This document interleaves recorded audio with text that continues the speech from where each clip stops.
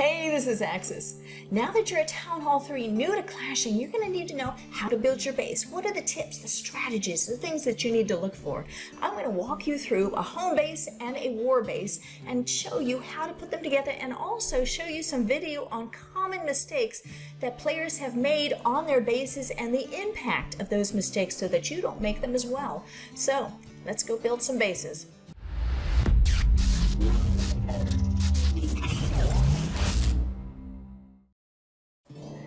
Alright, I'm going to show you how to build two bases, one for the home base, one for your war base, and you definitely want to make sure they are two different bases, because when you start with war, they may be able to look at your home base and figure out how to attack it, so you don't want that. So let's start with the home village. You could make all your changes here, move everything around, and it's kind of cumbersome though. It's much easier to select that button right there, go to your layout editor. You can switch between your home village and your war base, but we're going to go to the home village first. Click on that remove all. Boom, there you go. Tabula rasa. Let's go ahead and build our bases. All right, home village. The goal of the home village is to protect your gold and elixir storage.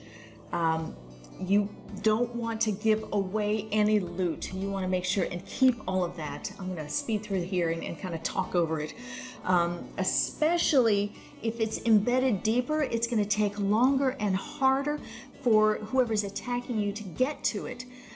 If it's too easy to get to it, then you're not gonna set that automatic shield, and that's awarded. It has two criteria.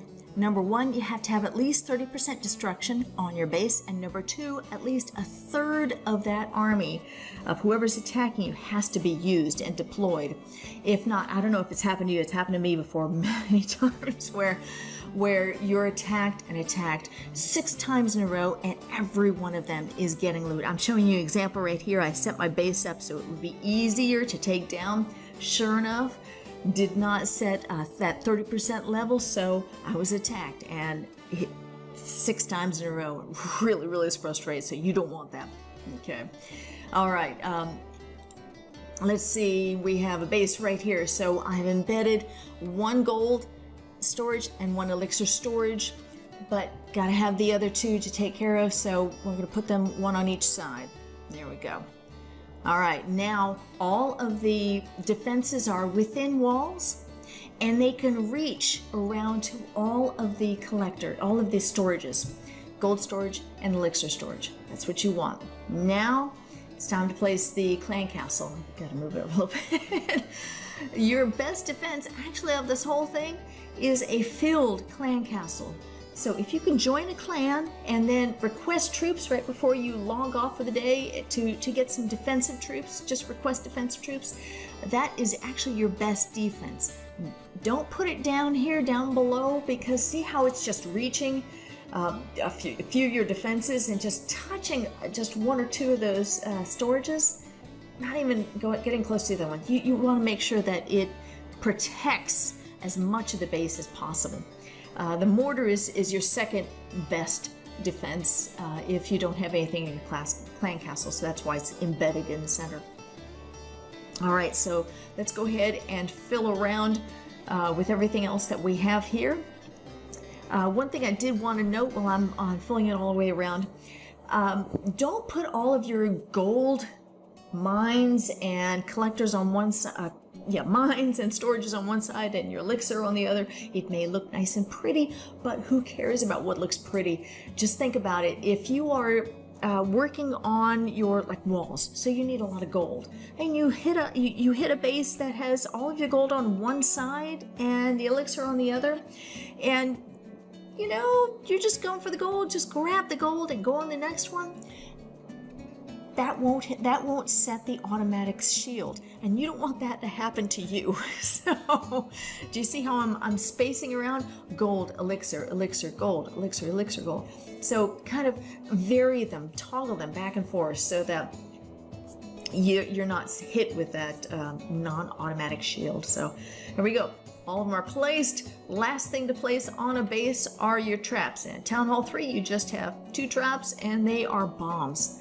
Looking through here, when you are attacked, it's going to be barched. Barbs and archers, and they'll probably throw in some goblins.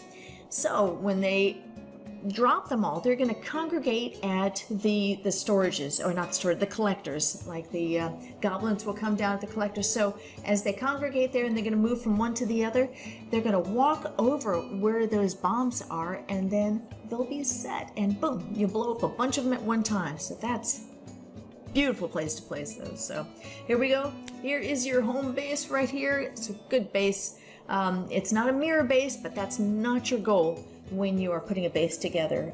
By mirror, do you see where the camps are?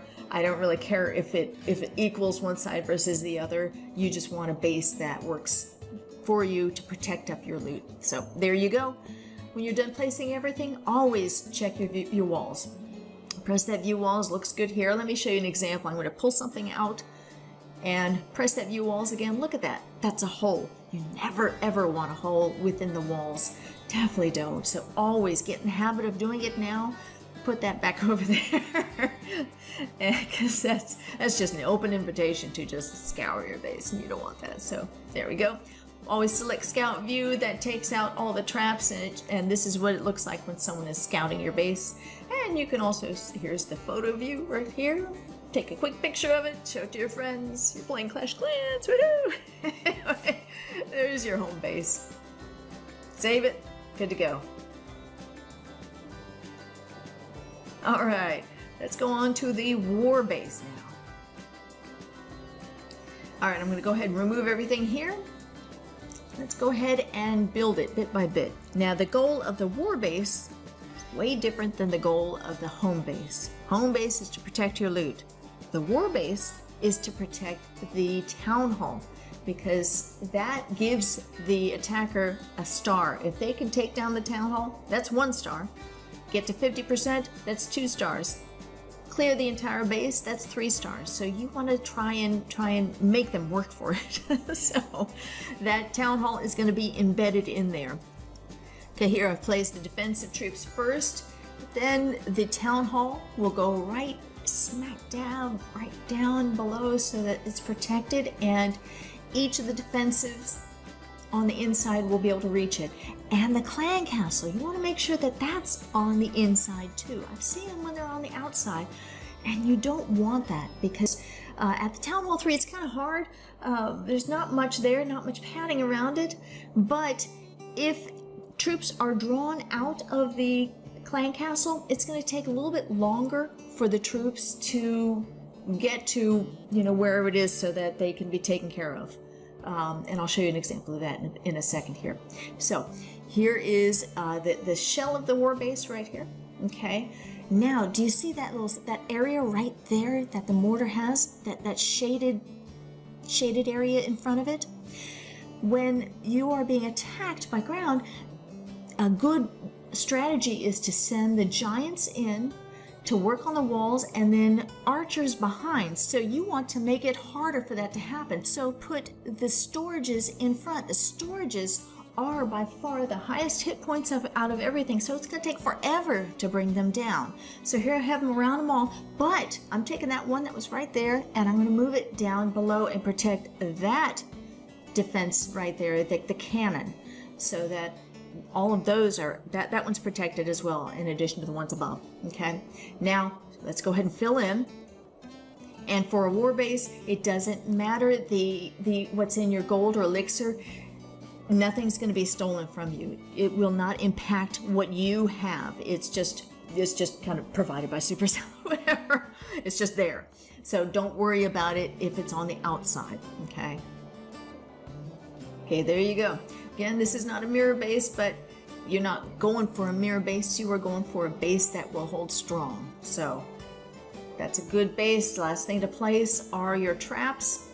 The goal of these traps are to make it more difficult for wall breakers to break in. So the wall breakers will probably go in to get where the defenses are up north, or down south to try and get in where the cannon is. Just place those bombs in front right there and right there. There you go. Now those will take down the wall breakers.